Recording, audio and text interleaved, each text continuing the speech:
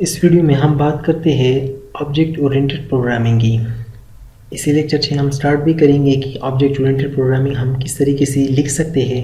पहले हम इसकी थोड़ी सी इंट्रोडक्शन करते हैं कि ऑब्जेक्ट ओरिएंटेड प्रोग्रामिंग क्या होती है, यानी ऊप, इसको हम शॉर्ट में ऊप कहते हैं, वो क्या होती है।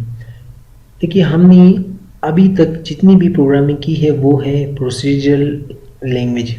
प्रोसीजरल का मतलब क्या होता है कि उस प्रोसीजर लैंग्वेज में हम हर चीज़ को स्टेप बाय स्टेप करते हैं। लेकिन ऑब्जेक्ट ओरिएंटेड में क्या होती है कि हर चीज़ को हम एक ऑब्जेक्ट में रखते हैं, यानी एक चीज़ को एक मॉड्यूल की तरह बनाते हैं, ऑब्जेक्ट में बनाते हैं। और जो प्रोसीजर होती है वो उसमें बहुत सारा कोड हमें लिखना पड़ता है, जो कि ऑब्जेक्ट ओरिएंटेड में क्या करते हैं कि हम एक चीज़ को ऑब्जेक्ट बनाते हैं, फिर उसी को यूज़ करते हैं। यानी हमारी जो कोड है उसकी जो बढ़ जाता है उससे हम बच जाते हैं, किसकी मदद से? ऑब्जेक्ट ओरिएंटेड प्रोग्रामिंग की। देखिए, ये एक कंसेप्ट है। जैसे कि पहली लैंग्वेजेस थी प्रोसीजर लैंग्वेजेस थी, अब ये जो ऑब्जेक्ट ओरिएंटेड प्रोग्रामिंग है ये भी एक कंसेप्ट है, एक टेक्निक है जिसको हम यूज़ करते हैं। हमारी जो कोड है उसको हम छोटा लिखते हैं, जैसे हम कहते हैं डू लेस और गेट मोर, तो उसी तरीके से ये ऑब्जेक्ट ओरिएंटेड प्रोग्रामिंग भी काम करता है। इसमें जो टर्म्स यूज़ होते हैं जिसको हम अमूमन यूज़ करते हैं, पहली मैं आपको बात करता हूँ कि क्लास क्या होती है। देखिए, क्लास हम यूज़ करेंगे तो मैं आपको कुछ टर्म्स बताता हूँ कि हम जो है क्लास क्या होती है। क्लास की मैं थोड़ी सी डिफिनेशन बताता हूँ। क्लास कुछ भी नहीं करता खुद। क्लास एक ब्लूप्रिंट होता है, यानी एक खाका होता है जो हमें डिफाइन करता है मल्टीपल ऑब्जेक्ट्स को। एग्ज़ाम्पल ले ले, मिसाल के तौर पर स्टूडेंट है, एम्प्लॉय है, ईमेल है, बहुत सारे एग्ज़ाम्पल हो सकते हैं, उसको हम एक क्लास बना सकते हैं। अब जब मैं आपको दिखाऊंगा एग्ज़ाम्पल में तो आपको फिर सही से समझ आ जाएगा, लेकिन आप ये समझ ले कि क्लास एक ब्लूप्रिंट होता है। क्लास खुद ब खुद कुछ भी नहीं करता, तब तक कुछ नहीं करता जब तक हम उसमें जो है मेथड्स डिफाइन नहीं करते और उसकी मेथड्स का जो है ऑब्जेक्ट्स डिफाइन नहीं करते। अब यहाँ पर एक वर्ड और भी आता है, ऑब्जेक्ट्स। अब बात करते हैं कि ऑब्जेक्ट क्या होते हैं। देखिए, ऑब्जेक्ट कोई भी चीज़ हो सकता है।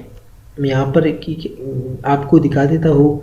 मिसाल के तौर पर आप अगर रियल वर्ल्ड में देखिए तो ऑब्जेक्ट कोई भी चीज़, मिसाल के तौर पर चेयर हो सकता है, फिजिकल थिंग भी हो सकता है और जो है लॉजिकल थिंग भी हो सकता है। अगर आप एग्जांपल ले ले, चेयर ले ले और टेबल ले ले, माउस ले ले और इस तरीके से पिन ले ले, जो भी है, लैपटॉप और डेस्कटॉप कंप्यूटर्स, ये सारी चीज़ें हमारे पास है, ऑब्जेक्ट होते हैं। इसी तरीके से प्रोग्रामिंग में भी ऑब्जेक्ट ही होते हैं। इसको हम या तो ऑब्जेक्ट कहते हैं या इंस्टेंस ऑब्जेक्ट कहते हैं या इंस्टेंस कहते हैं, इंस्टेंस ऑफ अ क्लास कहते हैं।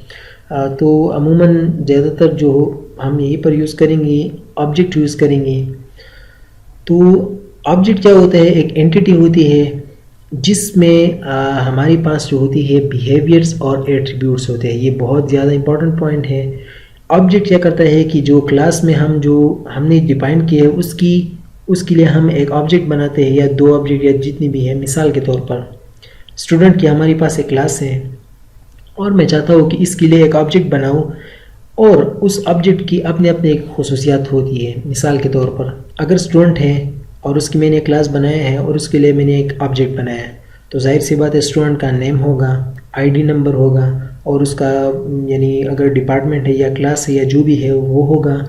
इस तरीके से पूरी डिटेल्स होगी, उसी को हम एट्रीब्यूट्स कहते हैं। इस तरीके से आप रियल वर्ल्ड में भी अगर देखिए तो अगर मिसाल के तौर पर चेयर है तो चेयर की जाहिर सी बात है वो लकड़ियों से बना होगा और वो उसकी चार पहिए होंगे और इस तरीके से उस पर टॉप पर फ्लैट होगा।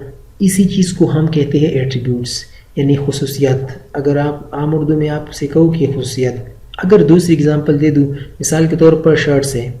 अगर मैं शर्ट की कहूँ कि शर्ट एक ऑब्जेक्ट है, बिल्कुल है, शर्ट एक ऑब्जेक्ट है, लेकिन उसकी एट्रीब्यूट क्या है? जो कि हमारे पास जो उसका कलर होता है, उसका साइज़ होता है, वो हमारे पास क्या है? और उस शर्ट ऑब्जेक्ट की एट्रीब्यूट्स हैं।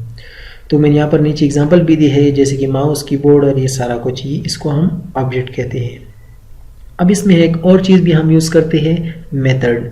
मेथड क्या होता है? देखिए, मेथड जो हमने फंक्शन पढ़े थे, यूज़र डिफाइंड फंक्शन, उस फंक्शन को हम जब भी क्लास के अंदर यूज़ करते हैं उसको हम कहते हैं मेथड। यानी क्लास के अंदर जो भी हम फंक्शन डिफाइन करेंगे या जो भी कुछ लिखेंगे क्लास के अंदर उसको हम कहते हैं मेथड।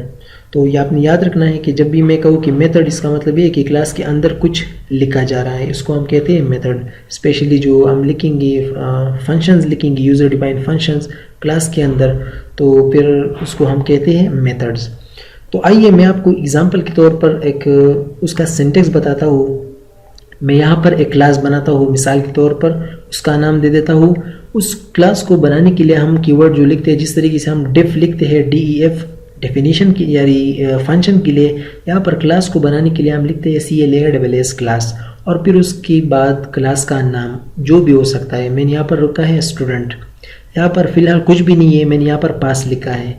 आपको अगर पता नहीं है कि पास क्या करता है, मैं आपको अगर मिसाल दूँ, अगर आपने एक फंक्शन बनाया या क्लास बनाया, उसमें जो भी कुछ अगर कुछ भी पास नहीं करना चाहते, तो अगर आप उसको रन करेंगे तो वो आपको एरर देगा। पाइथन में ये मसला होता है। तो पाइथन में आपने क्या देना होता है उसको, जब हम empty एग्जीक्यूट करते हैं तो हम यहाँ पर लिखते हैं PASS, तो जब हम पास लिखते हैं वो हमें फिर empty एग्जीक्यूट करता है। तो इसलिए मैंने फ़िलहाल जो है क्लास बनाया है empty है और उसका नाम है स्टूडेंट। तो हम इस तरीके से बनाते हैं, इस पूरी की पूरी को हम कहते हैं क्लास, यानी एक ब्लूप्रिंट है। अब ये कुछ भी नहीं करता। अब मैं चाहता हूँ कि इसके अंदर जो है मैं कुछ डिफाइन करूँ, जिसको हम कहते हैं, यहीं पर मैं एक फंक्शन बनाता हूँ और इस फंक्शन में बहुत सारा कुछ लिखा है मैंने। इसको हम बाद में कर लेंगे कि हम किस तरीके से जो है अब इसको, इसका मतलब क्या है, एक एक चीज़ को मैं आपको समझाऊंगा। लेकिन यहाँ पर मकसद ये है कि मैं आपको क्लास, और यहाँ पर जो मैंने इस क्लास के अंदर जो ये चीज़ इस्तेमाल की है उसको हम कहते हैं मेथड। मैंने आपको पहले भी कहा कि जो चीज़ हम क्लास के अंदर डिफाइन करते हैं उसको हम कहते हैं मेथड। तो ये है हमारे पास मेथड। उसके बाद अब मैं चाहता हूँ कि इस जो है इस क्लास की या इस मेथड की मैं एक ऑब्जेक्ट बनाऊँ। तो ऑब्जेक्ट किस तरह बनाऊँ, तो मैं यहाँ पर आऊँगा, एक वेरिएबल दे दिया, एक वेरिएबल बनाया जिसका नाम है std1 यानी student1, एक वेरिएबल बनाया यानी एक ऑब्जेक्ट बनाया, आप इस तरीके से कह सकते हैं।